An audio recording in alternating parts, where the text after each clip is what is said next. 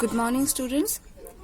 तो हमारे last class में हमने कहाँ तक पढ़ाई किया था कि गांधी बापू का पत्र है ना, और हमने पढ़ा था जहाँ तक उन्होंने अपने बेटे को घर की जिम्मेदारियां संभालने के लिए शाबाशी देते हुए कहा था कि अगर तुम घर की सारी जिम्मेदारियां निभा रहे हो तो तुम अपनी आधी शिक्षा यहीं से प्राप्त कर रहे हो, अतः तुम अपनी शिक्षा के बारे में ज्यादा चिंता मत करो, ठीक है ना। उसके बाद देखो, एक बात मैं कहना चाहता हूँ कि आमोद प्रमोद एक निश्चित आयु तक ही शोभा देते हैं, ठीक है। आमोद प्रमोद क्या होता है कि मौज मस्ती, है ना। तो वो कहते हैं अपने बेटे को, बापू कहते हैं अपने बेटे को कि आमोद प्रमोद, ये मौज मस्ती एक उम्र तक, एक आयु तक ठीक लगती है, लेकिन बाद में लोगों को जिम्मेदार होना पड़ता है ना। 12 वर्ष की उम्र के बच्चों में जिम्मेदारी और कर्तव्य का भाव होना चाहिए, है ना। तो 12 वर्ष के पहले, मतलब जब बचपन में लोग मौज मस्ती करते हैं वो ठीक है, लेकिन एक 12 वर्ष के बच्चे, ठीक है, 12 वर्ष के बच्चों में जिम्मेदारी और कर्तव्य का भाव होना चाहिए, ठीक है। Sense of responsibility should be there in a 12-year-old child. Okay, so ये क्या बताते हैं, देखो, उन्हें अपने आचार विचार में सत्य और अहिंसा के प्रयोग की परीक्षा करनी चाहिए, और यह वे भार समझकर नहीं करे बल्कि एक आनंद अनुभव करते हुए करे, ठीक है। मतलब 12 साल के बच्चे में जिम्मेदारी का भाव हो, कर्तव्य का भाव हो, और वो अपने आचार विचार में, अपने व्यवहार में सत्य और अहिंसा, है ना, सच्चाई लाए अपने व्यवहार में, हमेशा सच का साथ दे, और अहिंसा मतलब किसी से हिंसा ना करे, ठीक है, अहिंसा के पथ पर चले। ऐसा मतलब उनको अपने अंदर ये चीजें लानी चाहिए और इन चीजों की परीक्षा करनी चाहिए कि मेरे अंदर ये बातें हैं कि नहीं। हर बच्चे को, आप लोगों की उम्रों के भी हर बच्चे को भी, खुद सब इंसान को अपने अंदर ये सोचना चाहिए कि मेरे अंदर सत्य और अहिंसा है या नहीं, ठीक है। इस बात की परीक्षा सबको करनी चाहिए, और ये वो मतलब एक बोझ समझ कर ना करे कि ऐसा करना पड़ता है, ऐसा करना जरूरी है, इसीलिए करना पड़ेगा, ऐसे नहीं, अपने मन से करे, ठीक है, अपनी आनंद से करे, बल्कि एक आनंद अनुभव करते हुए करे, ठीक है, अपने मन के आनंद से करे, अपने मन से करे तब उन्हें आनंद मिलेगा, एक खुशी महसूस करते हुए करना होगा, ठीक है। ये आनंद कृत्रिम भी नहीं होना चाहिए। अब ये भी नहीं होना चाहिए कि मुझे ये करने का मन नहीं है, मुझे सच्चाई में चलना मुझे एकदम पसंद नहीं, मुझे अहिंसा में चलना एकदम पसंद नहीं, लेकिन फिर भी मैं लोगों को दिखाने के लिए चलूंगा, ऐसा नहीं करना चाहिए, ठीक है। या फिर मैं मन मार कर कुछ करूंगा, ऐसा भी नहीं होना चाहिए। तब वो आनंद क्या होगा, वो आनंद दिखावा बन जाएगा, है ना। उस काम को करने से आपको जो खुशी मिलेगी वो खुशी क्या बन जाएगी, एक दिखावा, है ना। ये आनंद कृत्रिम भी नहीं होना चाहिए। कृत्रिम मतलब क्या होता है, दिखावे वाला, ठीक है, बनावटी, ठीक है, जो बनावटी मतलब बनावट जो है, मतलब दिखा रहे हो आप, ऐसा असल में नहीं है, लेकिन वो बनावटी है, ठीक है। ऐसी खुशी नहीं चाहिए, मतलब जो मन से करो वही आपको असली आनंद देगा, दिखावा नहीं करना चाहिए, ठीक है। ये सरल और स्वाभाविक होना चाहिए, ठीक है, वो सरल होना चाहिए, इसमें कोई बनावटी नहीं, कोई पशोपेश नहीं, कुछ भी नहीं। स्वाभाविक मतलब नेचुरल, ठीक है, वो अंदर वो आपको नेचुरली दिखाना चाहिए, आपको नेचुरल आप में होना चाहिए। सरल और स्वाभाविक मतलब सीधा साधा और नेचुरली आपके अंदर होना चाहिए, कोई दिखावा नहीं और कोई पशोपेश नहीं। मैं जब तुमसे कुछ छोटा था तो मुझे स्वयं अपने पिताजी की सेवा करने में बहुत आनंद मिलता था। तो देखो क्या कहते हैं गांधी जी कि जब वो अपने बेटे के उम्र से, मतलब अभी वो 12 साल का है ना, तो उससे छोटे जब थे, उससे भी छोटे जब थे गांधी जी, तब वो अपने पिता का, अपने पापा का बहुत सेवा करते थे और उनको इस बात से बहुत खुशी मिलती थी। 12 वर्ष की आयु के बाद आमोद प्रमोद का बहुत ही कम बल्कि नहीं के समान ही अवसर मुझे मिला है। तो गांधी जी को भी अपने 12 वर्ष की उम्र के बाद इतना मौज मस्ती करने को नहीं मिला है, ठीक है, मतलब एकदम कम से कम, ये समझो नहीं मिला है उनको ये अवसर, ठीक है। उनको इतना, मतलब उनके अंदर भी बहुत सारी जिम्मेदारियां, कर्तव्य उनके जिंदगी में आ गई थी, जिससे उनका मौज मस्ती कम गया था, ठीक है। संसार में 3 बातें बड़ी महत्वपूर्ण हैं। देखो, बहुत सी, मतलब इस दुनिया में रहने के लिए आपको 3 बहुत जरूरी बातें बता रहे हैं गांधी जी। इनको प्राप्त कर तुम संसार के किसी कोने में जाओगे तो अपना निर्वाह कर सकोगे। देखो ये कौन सी महत्वपूर्ण बातें हैं कि अगर तुम इन तीनों चीजों को जान लो, तीनों बातों को जान लो, तो तुम किसी भी जगह पे जाकर अपना जीवन निर्वाह कर सकोगे। निर्वाह मतलब बिता सकोगे, ठीक है, जीवन बिता सकोगे, जीवन गुजार सकोगे, गुजार करना, ठीक है। तो ये कौन सी 3 बातें हैं जो इतनी इंपॉर्टेंट है कि उससे हम लोग कहीं भी जाकर अपना जीवन बिता सकते हैं। ये 3 बातें हैं अपनी आत्मा का और अपनी आत्मा का, अपने आप का और ईश्वर का सच्चा ज्ञान प्राप्त करना। मतलब आप अपनी आत्मा को और अपने आप को, खुद को और ईश्वर के बारे में सच्चा ज्ञान प्राप्त कर ले, सच्चाई जान ले सबकी, आप उनको पहचान ले। इसका मतलब ये नहीं कि तुम्हें अक्षर ज्ञान नहीं मिलेगा। देखो क्या कहते हैं कि आप अगर अपनी आत्मा को, कि आप कैसे हैं, आपकी अंतरात्मा कैसी है, आपको क्या करने का मन करता है, आपको क्या अच्छा लगता है, आपको क्या अच्छा नहीं लगता है, आप कैसे व्यक्ति हैं, अगर आप अपनी आत्मा को पहचान लें और एट द सेम टाइम अगर आप अपने आप को पहचान लें कि आप कैसे हैं, है ना, अगर आपको अपने ऊपर पूरा विश्वास हो और अगर आप ये जान ले कि ईश्वर कौन है, ईश्वर क्या है, ईश्वर को क्या मान्य है, क्या अमान्य है, ठीक है, ये सारी सच्चाई अगर आप जान ले तो आप कहीं भी दुनिया के किसी कोने में भी अपना जीवन खुशी खुशी बिता सकेंगे, ठीक है। आप अपनी आत्मा को, अपने आप को और ईश्वर का सच्चा ज्ञान प्राप्त कर लेंगे, ठीक है। इन सबको, इन तीनों चीजों को अगर आप पहचान लेंगे तो इसके बारे में, इसकी सच्चाई जान लेंगे तो आप कहीं भी अपना जीवन बिता सकेंगे, ठीक है। लेकिन इसका मतलब ये नहीं है कि आप अक्षर ज्ञान नहीं प्राप्त करेंगे, मतलब पढ़ाई लिखाई नहीं करेंगे, सिर्फ जीवन में चल के ही सीखेंगे, ऐसा नहीं, ठीक है। प्रैक्टिकल जीवन से तो सीखेंगे ही, लेकिन अगर आप पढ़ाई नहीं करेंगे तो नहीं होगा, वो तो मिलेगा ही। अक्षर ज्ञान आपको नहीं, ऐसा नहीं है कि आपको अक्षर ज्ञान नहीं मिलेगा, आपको अक्षर ज्ञान जरूर मिलेगा, लेकिन तुम उसी की चिंता करो, लेकिन तुम उसी की चिंता करो। ये मैं नहीं चाहता, है ना, कि उनके बेटे को पढ़ाई में तकलीफ हो रही है ना, तो इसीलिए वो कह रहे हैं कि ये सब बातें तो ठीक है, तुम इधर उधर से, तुम अपनी प्रैक्टिकल लाइफ से बहुत कुछ सीख रहे हो, है ना, और सीखना भी चाहिए, लेकिन इसका मतलब ये नहीं है कि तुम अक्षर ज्ञान नहीं प्राप्त करोगे, तुम्हें विद्या प्राप्त नहीं होगी, पढ़ाई लिखाई नहीं करोगे, ऐसा नहीं होगा, ठीक है। लेकिन गांधी जी ये भी नहीं चाहते कि उनका बेटा हमेशा अपनी पढ़ाई लिखाई को लेकर चिंता में रहे, ठीक है। इसके लिए तुम्हारे पास अभी बहुत समय है, पढ़ाई लिखाई के लिए तुम्हारे पास अभी बहुत समय है। अक्षर ज्ञान तो इसलिए होता है कि जो कुछ तुम्हें मिला है उसे तुम दूसरों को दे सको। तो देखो क्या होता है कि अक्षर ज्ञान क्या है, एक विद्या प्राप्ति है ना। ये सारी चीजें आप अगर अपने आपको अगर खुद ज्ञान मिले तो आप इस ज्ञान को बांट सकते हो और इस ज्ञान को बढ़ा सकते हो, बांटने से ज्ञान बढ़ता है ना। तो इस पढ़ाई के लिए तुम्हारे पास बहुत समय है अभी, तुम पढ़ाई कर लोगे, चिंता मत करो, ठीक है, तुमसे हो जाएगा, लेकिन अपना मनोबल निश्चित करो, तभी तुम पढ़ पाओगे अच्छे से। तो अक्षर ज्ञान किस लिए होता है? अक्षर ज्ञान तो इसलिए होता है कि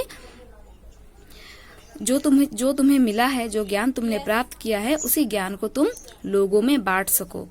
ऐसा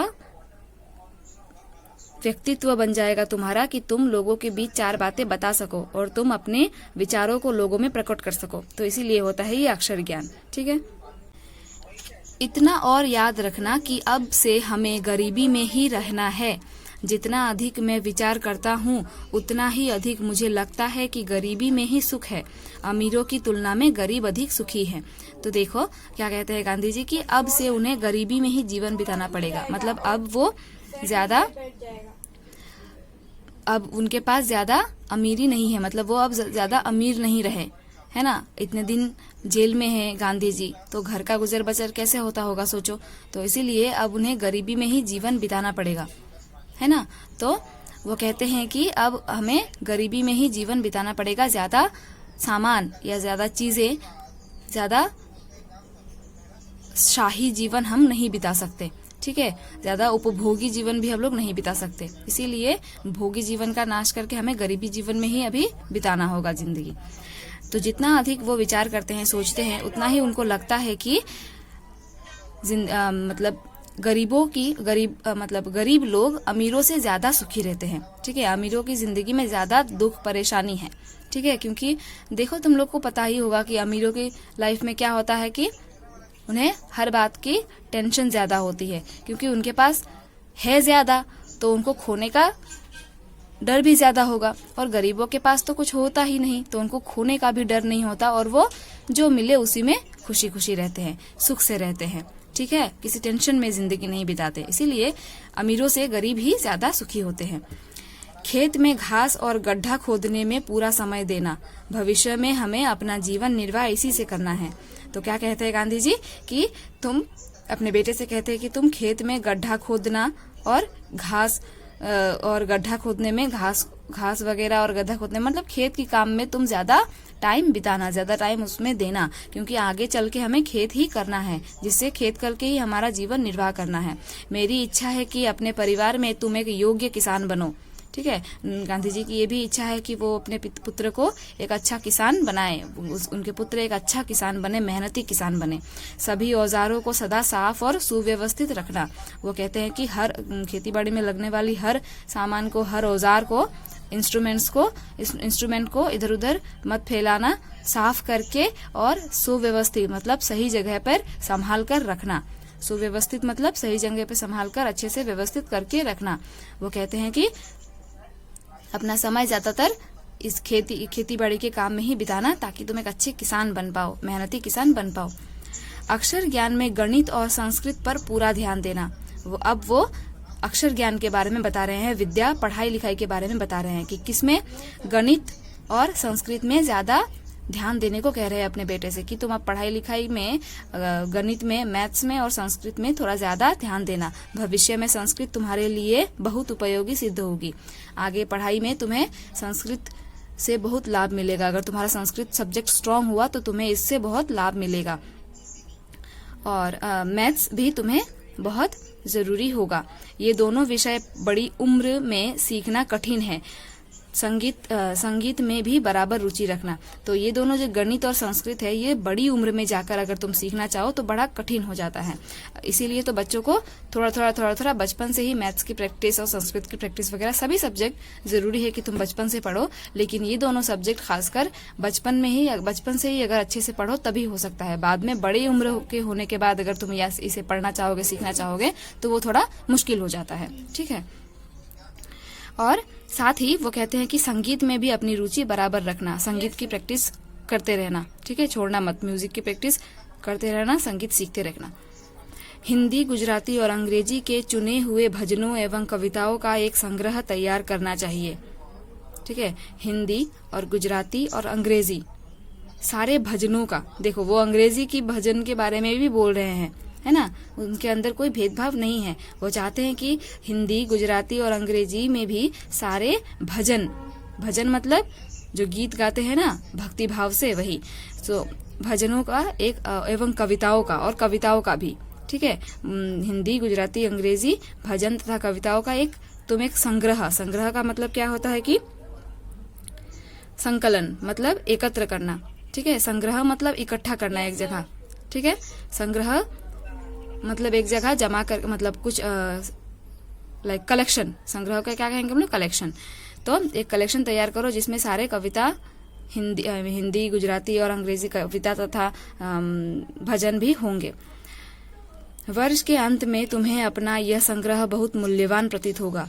तो तुम अगर 1 साल तक ऐसे भजन कविता जमा करते रहे हर लैंग्वेज के, तो तुम्हारे पास ईयर खत्म होते होते, साल खत्म होते होते तुम्हारे पास एक बहुत अच्छा कलेक्शन बन जाएगा, है ना। तो तुम्हें अपना वो कलेक्शन बहुत मूल्यवान प्रतीत होगा, बहुत इम्पोर्टेंट, बहुत मतलब कीमती प्रतीत होगा। तुम्हें लगेगा कि वो बहुत इम्पोर्टेंट है और बहुत अच्छा लगेगा तुम्हें। काम की अधिकता से मनुष्य को घबराना नहीं चाहिए और न ही ये सोचना चाहिए कि ये कैसे होगा और पहले क्या करें। मतलब अगर तुम्हारे पास कभी काम ज्यादा हो, काम बढ़ जाए, तो क्या करोगे, घबराओगे नहीं। मत घबराना कि इतना काम कैसे होगा, मैं कर पाऊंगा या नहीं, या पहले क्या करूं बाद में क्या करूं, ऐसे घबराना बिल्कुल नहीं चाहिए। शांत चित्त से और सोच समझ कर यदि तुमने सभी सद्गुणों को प्राप्त करने की चेष्टा की तो वे तुम्हारे लिए बहुत उपयोगी और मूल्यवान सिद्ध होंगे। अगर शांत मन से सोचोगे कि सोच समझ कर, अगर तुमने सोचा कि क्या करूं, कैसे, मतलब मुझे सीरियसली कैसे करना चाहिए, शांत मन से अगर तुमने प्लानिंग की, तब अगर तुमने काम किया और उस काम को प्राप्त करने की चेष्टा की, चेष्टा मतलब चेष्टा करना, कुछ पाने की कोशिश, ठीक है, करने की चेष्टा की, तो कोशिश की, तो वो तुम्हारे लिए बहुत उपयोगी होगा, तुम्हारा काम में लगेगा और मूल्यवान सिद्ध होगा, ठीक है, वो बहुत इंपॉर्टेंट बन जाएगा तब और लाभदायक होगा। तुमसे आशा है कि घर के लिए जो भी तुम खर्च करते होगे उसके पैसे पैसे का हिसाब रखते होगे। अब गांधी जी अपने बेटे को हिसाबी होने का भी बात बता रहे हैं कि मुझे आशा है कि तुम घर के लिए जो खर्च कर रहे होगे वो बस यूं ही पैसे नहीं उड़ा रहे होगे, एक हिसाब रखते होगे और हिसाब से खर्च करते होगे। ओके, तो तुम किसी काम में ज्यादा काम हो तो डरना मत, अपने सच्चे मन से सोच समझ कर काम करना, तो तुम्हें जरूर फायदा होगा और तुम ज्यादा खर्चा करते नहीं होगे, और अगर करते भी होगे तो हर खर्चे का तुम हिसाब जरूर, पैसे पैसे का हिसाब जरूर रखते होगे और तुम अपव्ययी नहीं हुए होगे, है ना।